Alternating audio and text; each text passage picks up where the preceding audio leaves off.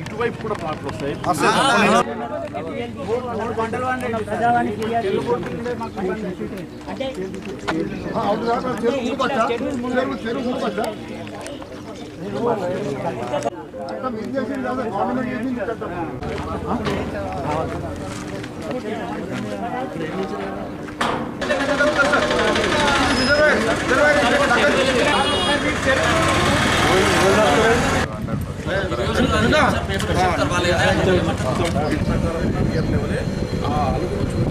అందుకోలకనే before tank చేసినప్పుడు real కాదు sir, ఒకసారి చూస్తే అర్థమైంది సార్. ఒకసారి కావాలండి రికార్డు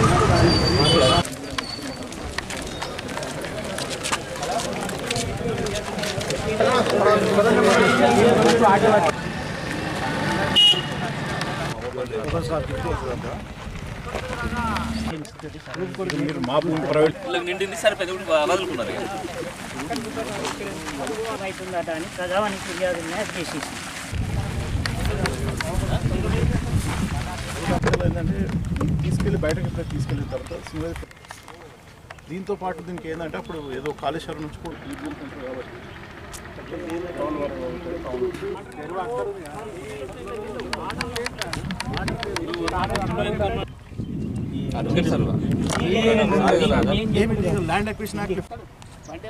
వేములవాడ గుడి చెరువు ఎఫ్టీఎల్ బాధితులమైన మేము గత నెల రోజుల క్రితం రాయన సిరిసిల్ల జిల్లా కలెక్టర్ గారికి ప్రజావాణిలో ఫిర్యాదు చేయడం జరిగింది.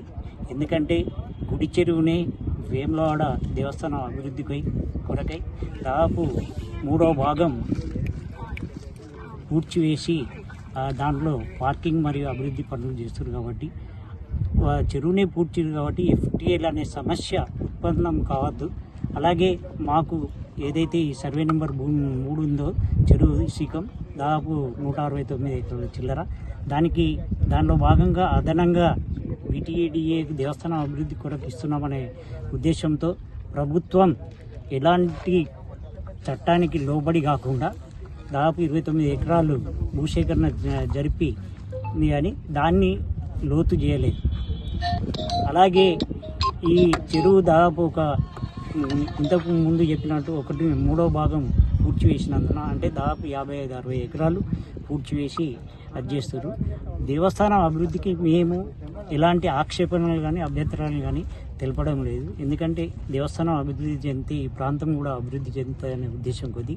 కానీ ఇప్పుడు ఇంకా ఎఫ్టీఎల్ అనే పేరుతో మమ్మల్ని ఇబ్బందులకు గురి చేస్తున్నారు కాబట్టి దాదాపు 300-400 మంది ప్లాట్లు ఉన్నారు. అలాగే భూ యజమానులు పట్టాదారులు ఉన్నారు కాబట్టి ప్రభుత్వం దృష్టి పెట్టి ఈ ఎఫ్టీఎల్ చేయాలనే ఉద్దేశంతో గౌరవ ఎమ్మెల్యే ఆదిశీనన్న గారికి విజ్ఞప్తి చేస్తే తను అటు అధికారులను మమ్మల్ని కూర్చొని సమస్యను పరిష్కరించుకోవాలని చెప్పిండు. అందులో భాగంగా మొన్న శుక్రవారం రోజున మేము ఆర్డీఓ ఆఫీస్లో కూర్చొని మాట్లాడినాం. గౌరవ ఆర్డీఓ గారు కూడా ఈరోజు వస్తామని వాళ్ళు స్థల పరిశీలన చేసారు. ఇరిగేషన్ అధికారులు మరియు మున్సిపల్ కమిషనర్ గారు కూడా దాంట్లో పాల్గొన్నారు, సానుకూలంగా స్పందించారు. మేము ఒకటే చెప్తున్నాం, మానవతా దృక్పథంతో దయచేసి చెరువునే పూడ్చివేసారు కాబట్టి ఈ ఎఫ్టీఎల్ అనేది తీసివేసి మా అందరికీ న్యాయం చేయాలని, అందుకు మరియు దీనికి వచ్చిన ఏదైతే ఈరోజు ఈ కార్యక్రమాన్ని స్థల పరిశీలనకు వచ్చిన అధికారులకు, అలాగే ఆది శ్రీనన్నకు మరియు మా ఇతర నాయకులకు, వాళ్ళందరికీ FTL బాధితులుగా ధన్యవాదాలు తెలుపుకుంటున్నాను.